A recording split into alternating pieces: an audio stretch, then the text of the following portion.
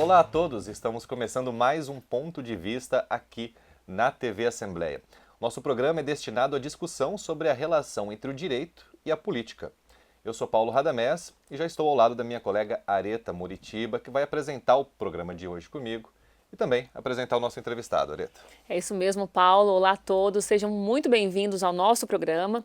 E como o Paulo bem disse, estamos começando mais uma edição do Ponto de Vista, trazendo um tema de grande importância, um verdadeiro divisor de águas para o nosso estado. Estamos falando da Lei 13.178 de 2015, que versa sobre a propriedade dos imóveis rurais situados em faixas de fronteira. Na verdade, Mato Grosso do Sul, em grande parte, está sob o controle dessa norma. Por isso, vamos falar com o nosso entrevistado, Thierry Faraco, especialista nessa matéria. Doutor, seja muito bem-vindo e obrigada pela sua presença aqui no Ponto de Vista. Obrigado, eu que agradeço o prazer do convite, a honra de estar aqui podendo conversar com vocês. Obrigado, doutor. E como não poderia deixar de ser, esse tema tem ganhado grande repercussão no plenário da Assembleia Legislativa. Inclusive, a Casa de Leis tem uma frente parlamentar, a Frente Parlamentar de Regularização Fundiária, que é coordenada pelo deputado Renato Câmara. Ele falou à TV Assembleia sobre as últimas movimentações a respeito dessa ratificação. A gente vai ouvir ele falando agora. Esse é um tema muito espinhoso, sério. É uma lei federal que vence agora, dia 22 de outubro, e muitos produtores não sabem o problema que ele precisa enfrentar agora.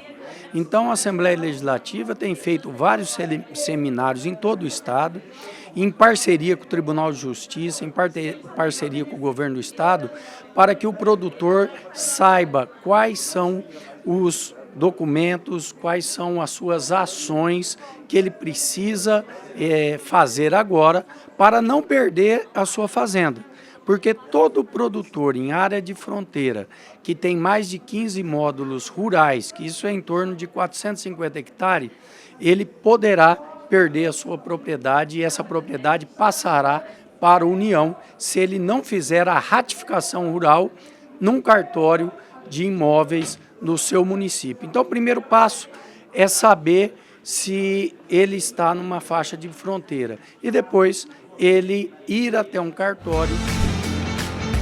Nós já tivemos mais de 3 seminários em Dourados, Rio Brilhante e também em Sidrolândia. Agora teremos, nessa sexta-feira, em Bela Vista, onde os sindicatos rurais são nossos parceiros.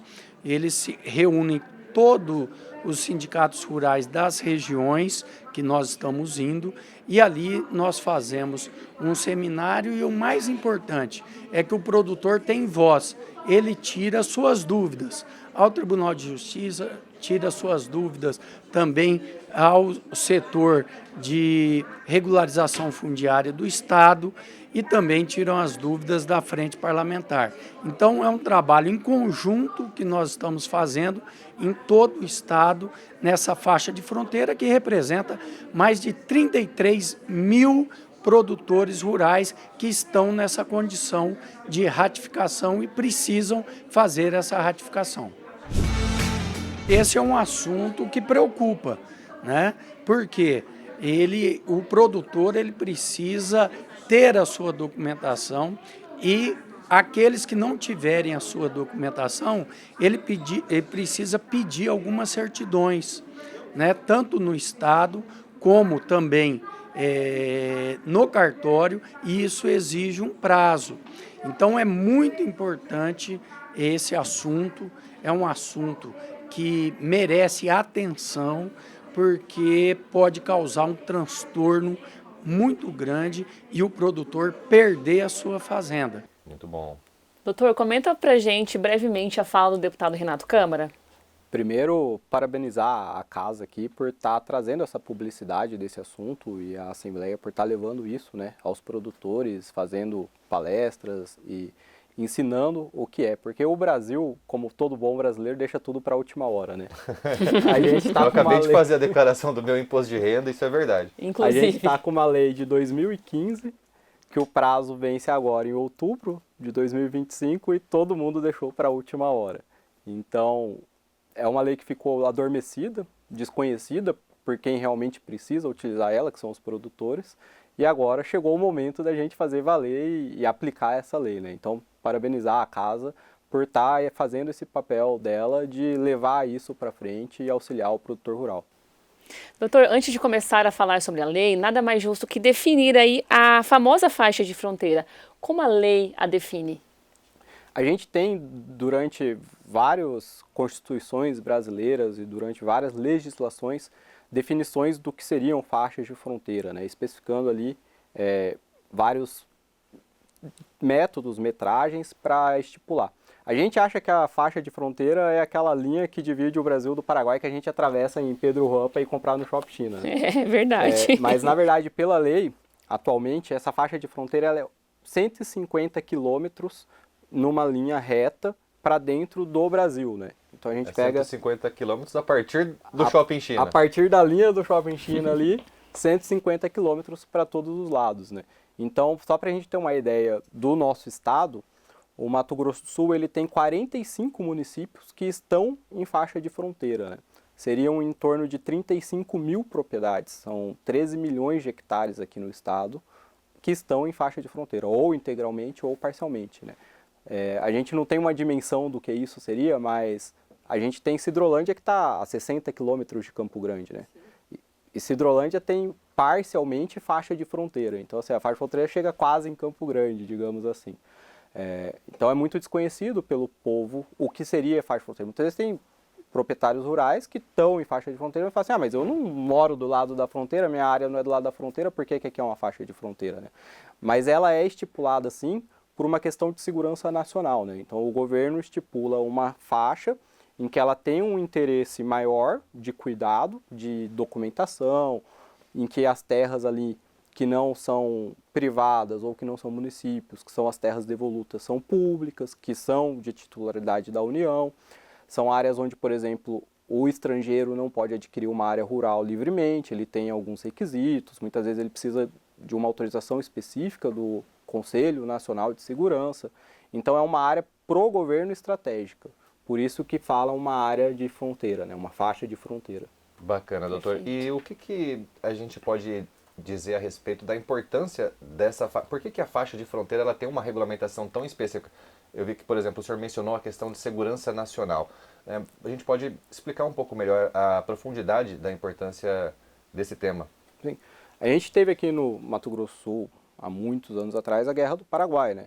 Que foi uma disputa territorial entre Brasil e Paraguai. O Paraguai praticamente adentrou aqui. Então, o governo estipula uma faixa em que ele vai ter uma linha de segurança, né? Por isso que a gente tem um estado militarizado. A gente tem exército em Dourados, em Bela Vista, Ponta Porã, em várias cidades. A presença do exército é constante constante justamente aqui. por isso, né? Que é uma faixa de segurança que o governo estipula, aonde ele vai ter um interesse maior de controlar. Por exemplo, a aquisição de imóveis rurais por estrangeiros, né? Os estrangeiros podem adquirir imóveis rurais no Brasil, mas eles têm alguns requisitos, e principalmente nessas faixas de fronteira, eles precisam de uma autorização especial do Conselho Nacional de Segurança, porque o governo pensa assim, vamos dizer que um paraguaio, a gente tem a divisa com o Paraguai, ou um boliviano, né, venha e queira adquirir uma fazenda ali do lado, na faixa de fronteira, e depois o país venha querer agregando essa fazenda dentro da área da Bolívia, ou do Paraguai, anexando. Então, o Brasil tem essa proteção, né? Ele estipula uma linha em toda a faixa de fronteira nacional, que vai do norte ao sul, justamente por questão de segurança. Muito bom. Doutor, o senhor está falando aí do procedimento, né, na verdade, da importância da regularização, dessa ratificação, levando em consideração a segurança nacional. E, a princípio, quais os documentos necessários para isso e qual o procedimento para essa ratificação? Tá.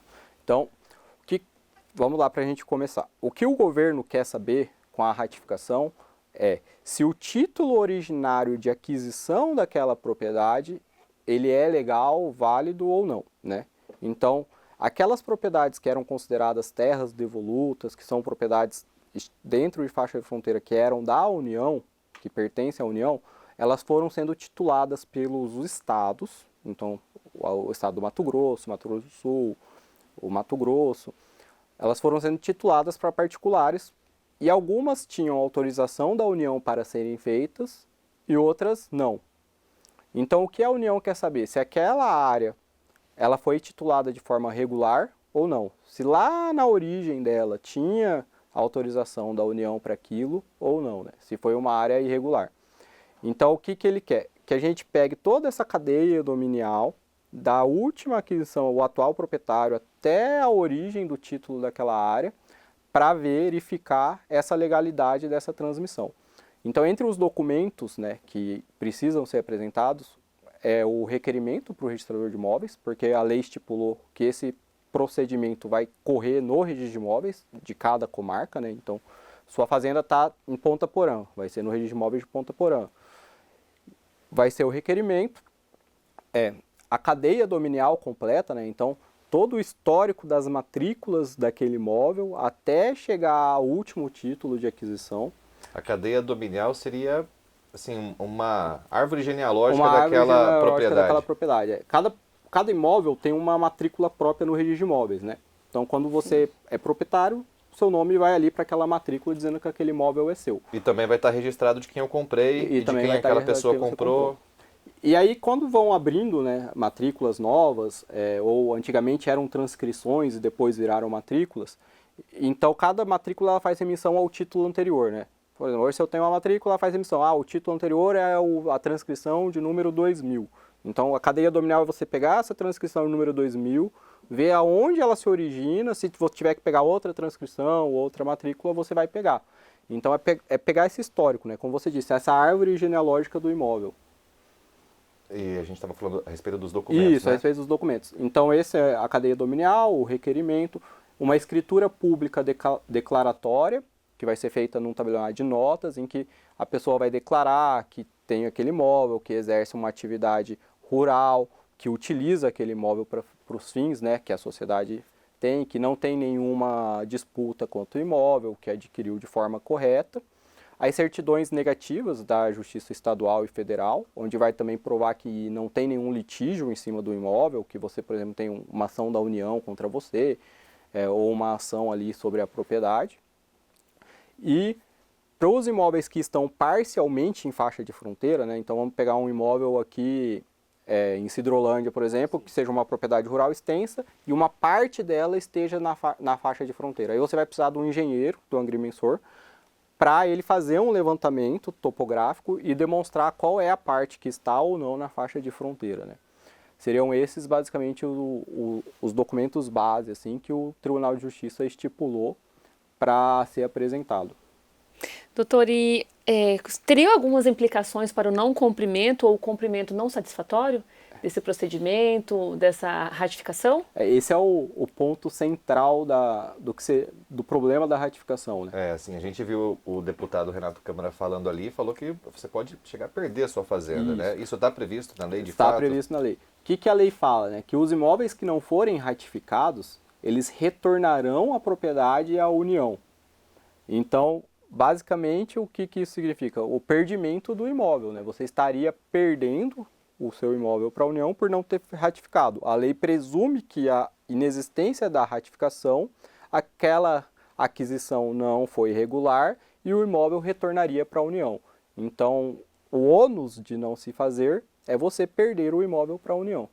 Sim, certo. E no começo você falou que só no estado tem 35 mil imóveis a serem regularizados, é isso mesmo? Isso mesmo. Então, assim, a gente entra numa questão primordial para a discussão da ratificação, que é o impacto econômico, né? Quem está estudando o possível impacto econômico desse não cumprimento, ou desse cumprimento insatisfatório?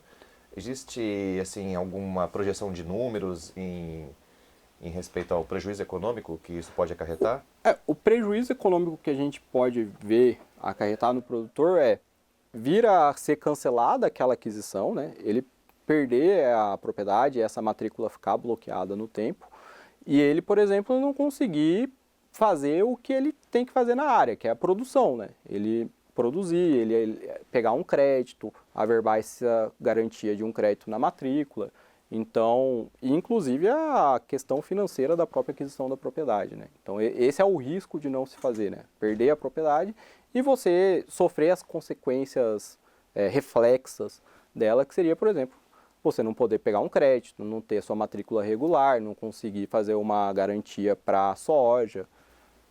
Entendi. E nesse momento é de suma importância que esse proprietário de um imóvel rural contrate uma assessoria jurídica especializada no assunto para não sofrer essas sanções, né, doutor? Sim, até fazendo o papel de advogado do diabo, né? A lei não obriga que isso seja feita por um advogado. A questão é que a gente tem uma série de documentos legais, uma série de requisitos, principalmente a cadeia nominal, que o cidadão não compreende, né? Não sabe analisar, não sabe verificar, não sabe procurar. Então, um advogado especializado, ele vai fazer toda essa análise, ele vai verificar se o imóvel está em faixa de fronteira, se não está, essa cadeia dominial, a origem do título. Então, ele vai saber o que fazer e aonde ir, né? E a advocacia tem explorado de que forma esse campo? A gente viu que apesar de não haver a obrigatoriedade expressa de um advogado, eu imagino que seja um campo muito rico, né?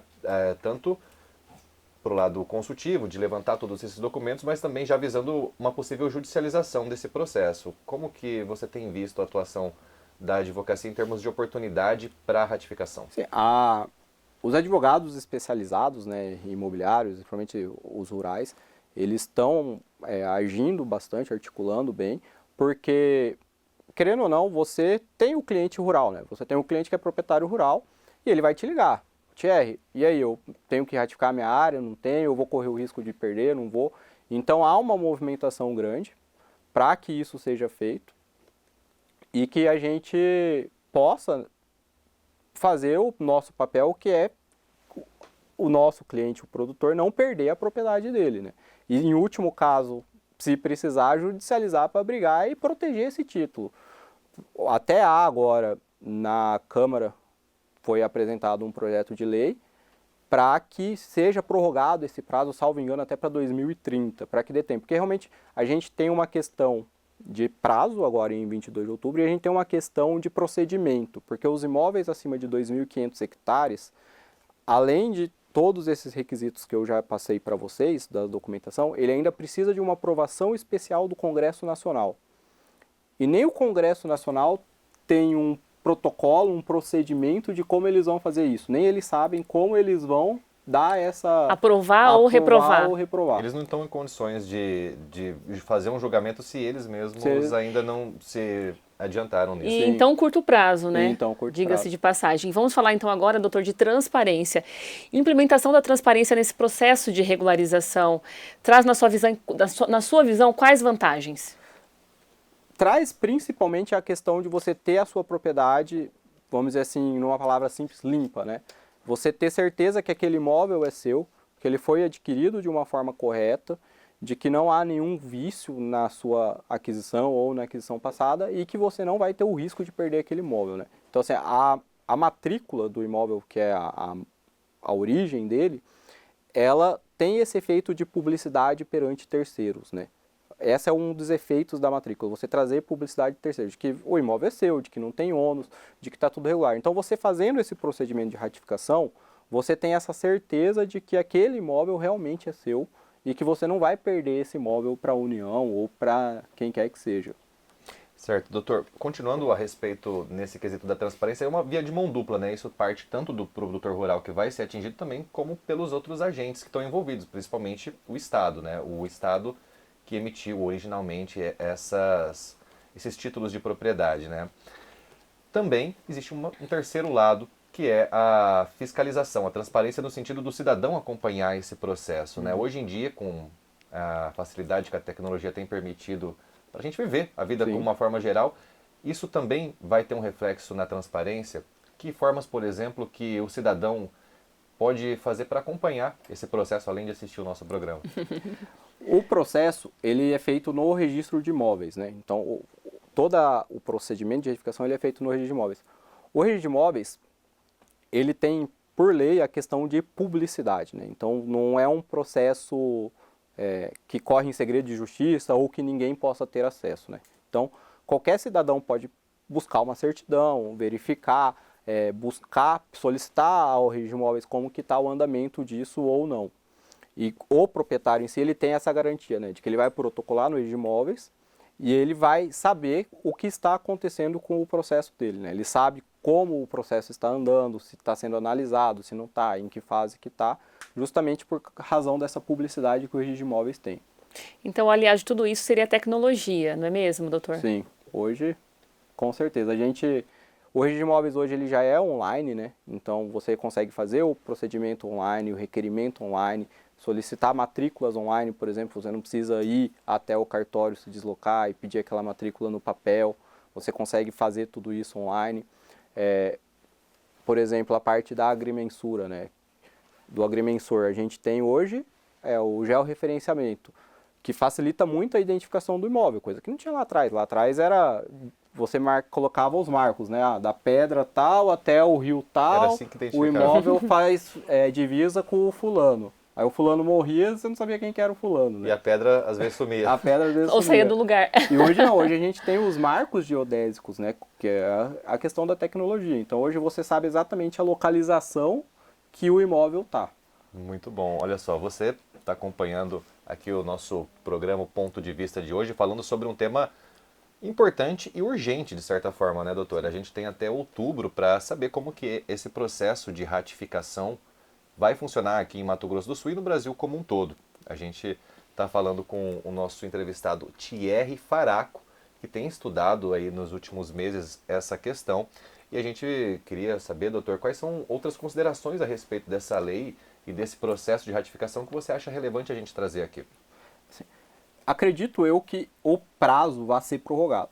O que eu falo pro produtor rural Ninguém precisa ficar tão preocupado assim. Eu falo, não confie nisso, né? Não dependa que o Congresso vai dizer se o prazo vai ser prorrogado, não. O trabalho com o que a gente tem hoje. Hoje a gente tem um prazo que é 22 de outubro. Por mais que o processo não finalize 22 de outubro, protocole até 22 de outubro, né? Então tenha seu processo em andamento até 22 de outubro. E se você tem dúvida ou não se seu imóvel está em faixa de fronteira, né? Procure um advogado, que ele vai saber te auxiliar, mas também, como o deputado falou, as associações, a FamaSul, que tem auxiliado, os sindicatos têm auxiliado, então procure esses órgãos, essas entidades, que eles sabem, eles têm o levantamento de propriedades, de áreas, então assim, não durma no ponto, né? Não corra esse risco, porque é um risco sério, é perder um patrimônio seu que te gera renda, então tem que tomar cuidado, não fique esperando que o Congresso vá prorrogar. Agilize o quanto antes, né, doutor? Agilize o quanto antes. E nós queremos agradecer a sua brilhante participação aqui no nosso programa, esclareceu tantas dúvidas nossas e com certeza dos nossos telespectadores, não é, Paulo? É isso mesmo, Eu a gente que agradeço. agradece. Muito obrigado pela oportunidade de estar aqui e poder explicar um pouco melhor esse assunto. Você falou uma coisa interessante, né? Se você tem dúvida, procure um advogado. Você pode deixar aqui o seu canal de comunicação, seu Instagram, para saber se lá você, porventura, tenha deixado dicas a respeito disso. A gente pode divulgar aqui. Sim, não. Quem quiser procurar, @Thierry Faraco no Instagram, fica à vontade. Ou @cfb.advogados, que é o nosso escritório também. A gente está disponível aí para auxiliar. Doutor Thierry, obrigada pela sua presença aqui no Ponto de Vista. Agradeço, obrigado. É isso aí. Esse foi o Ponto de Vista de hoje. A gente espera que você tenha assistido esse programa até aqui, tenha gostado da entrevista e aprendido assim como a gente. E a gente volta no mês que vem trazendo mais um tema que repercuta no direito e na política sul-mato-grossense e brasileira. O nosso programa pode ser assistido pelo YouTube da Assembleia Legislativa de Mato Grosso do Sul. Lá você vai ter acesso a todas as nossas outras mídias sociais, mas também na TV Assembleia pelo canal aberto, no 7.2, pegando Campo Grande e região. Também a nossa rádio FM 105.5. Lá você confere toda a programação da Assembleia Legislativa nas ondas das frequências moduladas, né, Areta? É isso mesmo, nós queremos agradecer a sua audiência, a sua companhia. Nós nos veremos em breve num próximo encontro aqui na TV Assembleia. Até lá! Até lá!